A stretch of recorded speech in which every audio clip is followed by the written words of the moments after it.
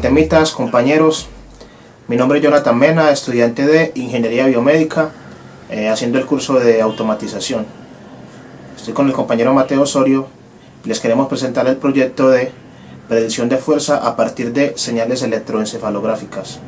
¿Cuál es el problema de nuestro proyecto? El problema del proyecto es que todas las señales electroencefalográficas digamos que no presentan un patrón característico que nos permita definir o predecir datos a partir de las mismas señales, razón por la cual estamos utilizando o queremos utilizar un algoritmo de Machine Learning o de inteligencia artificial para poder predecir fuerza a partir de las señales electroencefalográficas.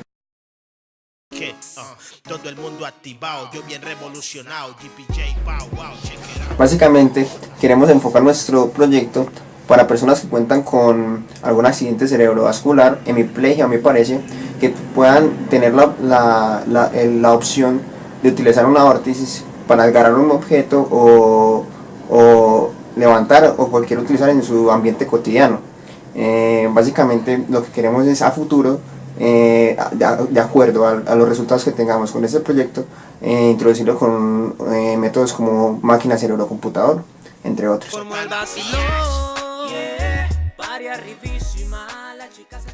Inicialmente encontramos muchos artículos que nos fueron orientando. Encontramos uno muy interesante en donde hablaban de predecir fuerza utilizando resonancia magnética, no electroencefalografía, para predecir grid force, que significa fuerza de agarre. Pero ¿qué pasó? Ellos no predecían la fuerza viéndola como una cantidad física, sino como ya quedó así. Viéndolo como una habilidad que estaba relacionada o interactuaba en correlación con la información somatosensorial. Es decir, la parte motriz o la parte sensorial era dependiente de la fuerza o la fuerza viéndola como un sistema de adaptación o como una habilidad adquirida. Entonces, ¿qué hicieron ellos? Ellos vieron la relación cerebro y parte sensorial como si fuera un perceptrón interno que cada paciente tenía. Entonces tuvieron resultados muy significativos, pero evaluándolos dentro de la resonancia magnética, sabiendo el cerebro desde imágenes. Eso fue lo que ellos hicieron, y desde ahí teníamos basada pues nuestra propuesta de investigación. Queríamos utilizar KNN vecinos, queríamos utilizar unas medidas de desempeño X, hasta que llegó el profe Murillo y encontró un artículo que era mucho más directo y mucho más específico, en donde a partir de unos algoritmos que aún no conocíamos bien, predecían fuerza y tuvieron resultados, digamos, significativos. Tenía una de nuestras, de las preguntas que surgieron durante el proceso del estado del arte y todo eso, era si teníamos una intención de fuerza, si estaba directamente relacionada con las señales electroencefalográficas. O sea, si era posible hacer una relación de intención de fuerza respecto a las señales que adquiríamos. Entonces, de acuerdo a la literatura, nos pudimos dar cuenta de que el cerebro tiene un proceso de aprendizaje.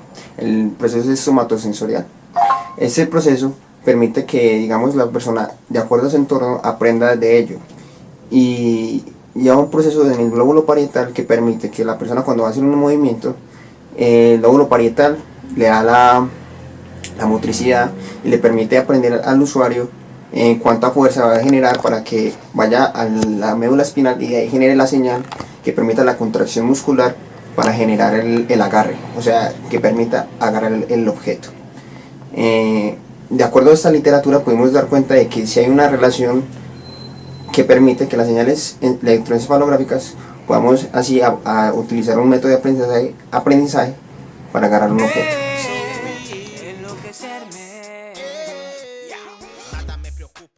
Ok, ahora les vamos a hablar de la adquisición de los datos. A nosotros se nos resultaba muy difícil, digamos, saber de dónde íbamos a obtener las señales, porque pues no sabíamos cómo se obtenía la electroencefalografía, en qué lugar lo podíamos hacer, no sabíamos si íbamos a tomar las señales o íbamos a tomar una base de datos. Pero afortunadamente en Parquey, en Fraternidad, contamos con todos los equipos. Tenemos un sensor de fuerza, no recuerdo el nombre, si no estoy mal es Grid Force, es un Grid Force que nos mide la fuerza en newtons. Digamos que la fuerza puede medirse en diferentes unidades, teníamos como la duda, pero la fuerza nos la mide en newtons. Tenemos el equipo también de electroencefalografía con un bioamplificador, tenemos todos los electrodos y digamos que tenemos un software que nos muestra las señales en tiempo real. Es decir, nos colocamos los electrodos, empezamos a realizar fuerza y la señal de la fuerza y la señal de la electroencefalografía nos las muestra en el mismo canal, al mismo tiempo. La señal de la fuerza nos la mostraba en forma senoidal. Cada vez que hacíamos fuerza y bajábamos, mostraba el pico. Enseguida le mostramos las fotos para que las puedan observar. Entonces, ¿qué pasó? Necesitábamos implementar un protocolo de adquisición de señales, porque claro, no podemos llegar allá y decirle al sujeto que haga fuerza a la loca, porque la idea es predecir fuerza de manera eficiente. Entonces, inicialmente lo que hicimos fue empezar a medir fuerza, digamos con valores predeterminados. Digamos que el software tiene la facilidad de que nos muestra qué cantidad de fuerza está haciendo el sujeto, 10 newtons, 20 newtons, 30 newtons. Entonces al sujeto le íbamos indicando, bueno, que haga una fuerza de 10 newtons, que suba a 20 newtons, que baje a 10 newtons, que baje a 0 newtons, etc. Entonces empezamos a medir las señales a partir de eso. Las señales que medimos inicialmente no las tuvimos en cuenta porque consideramos que nos falta mucha más información para poder predecir la fuerza de forma más eficiente. Los equipos utilizados en Parque se llaman el Power Lab, el panel de bioinstrumentación, y se utilizó la malla del sistema 1020. El sistema 1020 tiene una configuración bipolar, es decir, que cuentan con dos electrodos y esos dos electrodos se analizan respecto a la Tierra. El Power Lab cuenta con varios canales. Esos canales son utilizados para utilizar el sistema de instrumentación, donde van a ir conectados los electrodos, y eso es lo que nos va a permitir procesar las señales en tiempo real. Afrodita te dio clases, hoy me pongo loco porque me lo merezco, como dice un pana. Bueno, antes de continuar con el proyecto, quiero que tengan en cuenta un proceso que se utilizaba mucho en telecomunicaciones. Ese proceso se llama modulación y la demodulación. Este proceso permite que las frecuencias o señales lleguen a mayores distancias. Se les introduce un ruido que les permite que lleguen a mayores distancias y ser recibidos, luego demodulados para ser interpretados. Más que todos estos procesos se utilizan en FM y en AM, radios AM y FM. Bueno, entonces, como les acabo de explicar, el último artículo, que es donde estamos basando nuestro proyecto, o como dice el profe Murillo, es la Biblia de nuestro proyecto, vamos a hablarles de la caracterización. Entonces, en este artículo, digamos que ellos no utilizan unas características tan estadísticas como la desviación estándar, etc. Ellos lo que hacen es utilizar una sola característica que está basada en la fase. Entonces, en el proyecto, como les hablé, en el artículo, como les hablé, ellos hicieron una demodulación de la señal electroencefalográfica. ¿Con el fin de qué? Con el fin de predecir, digamos, la fuerza de agarre a partir de esta misma medida. Entonces, para que puedan entender más o menos en qué consistía eso y por qué ellos demodulaban la señal, tengo que explicarle de varias características que poseen las señales electroencefalográficas. Una de ellas es que hay una relación matemática entre la amplitud y la frecuencia de la señal, en donde la amplitud es inversamente proporcional a la frecuencia y viceversa. Por ejemplo, si la frecuencia es muy alta, la amplitud disminuye. Si la amplitud es muy alta, la frecuencia disminuye. La segunda característica es que todos los ritmos de las señales electroencefalográficas en cada uno de los electrodos van simultáneamente al mismo tiempo. Entonces, digamos que nosotros tomamos varias señales de todo el cerebro y las unimos en una sola señal, vamos a encontrar que la mayoría de los ritmos de esta señal van a coincidir en el tiempo. Esa es la segunda característica. Y la última característica es que al nosotros unir todas las señales electroencefalográficas de todas las áreas del cerebro, vamos a tener una superposición de una señal, ya sea biológica o de cualquier fenómeno físico es, digamos, tenemos una señal senoidal, por ejemplo, con una señal del coseno y la sumamos, eso nos da otra señal, que eso también sería una modulación. Entonces esta es la tercera característica de las señales electroencefalográficas, en donde si las unimos todas tenemos una superposición de las señales, es decir, tenemos una señal modulada. Esa es la razón por la cual estos sujetos, que no recuerdo el nombre, hicieron la... ¿Cómo? Logar. Vito Logar. Estos sujetos Vito Logar hicieron la demodulación de la señal. ¿Para qué?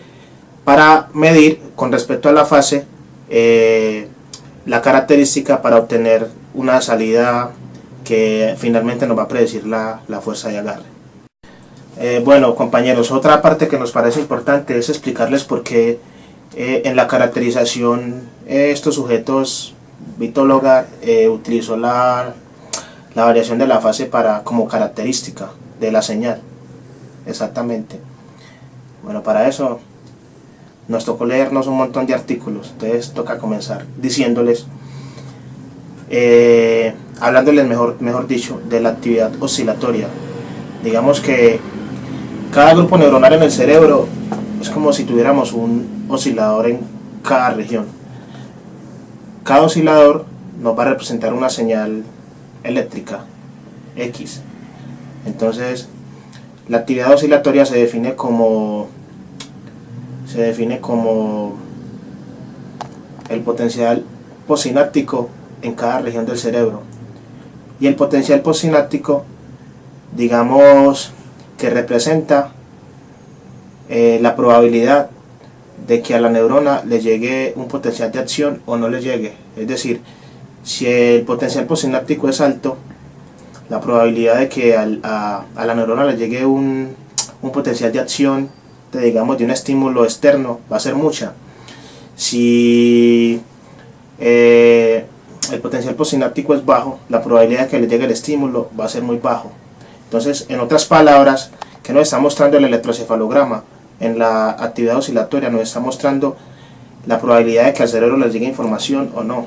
Es decir, si las ondas del electroencefalograma son muy altas, quiere decir que al cerebro le está llegando información externa. Si son muy bajas, quiere decir que no le está llegando. Y eso está relacionado con algo que se llama la sincronización y la desincronización, en donde la sincronización significa que al cerebro le está llegando información y la desincronización lo opuesto. Entonces, ¿por qué ellos medían la fase?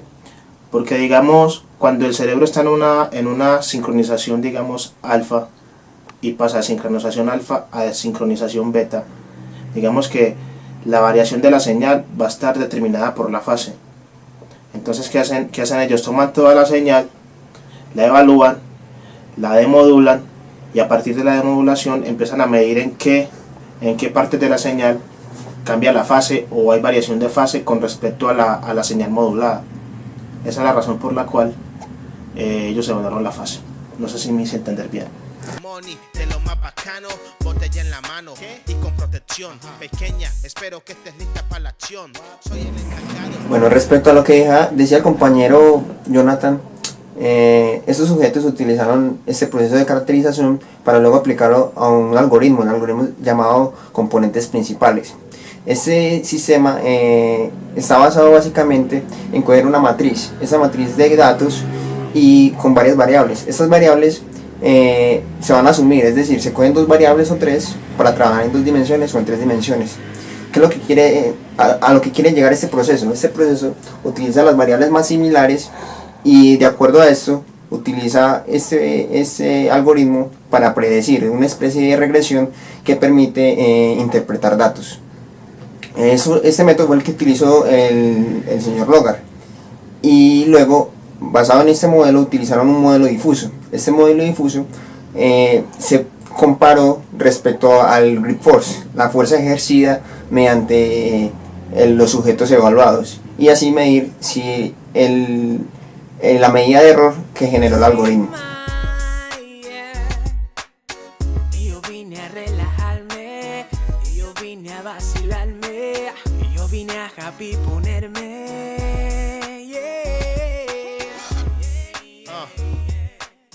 WN is on the mic.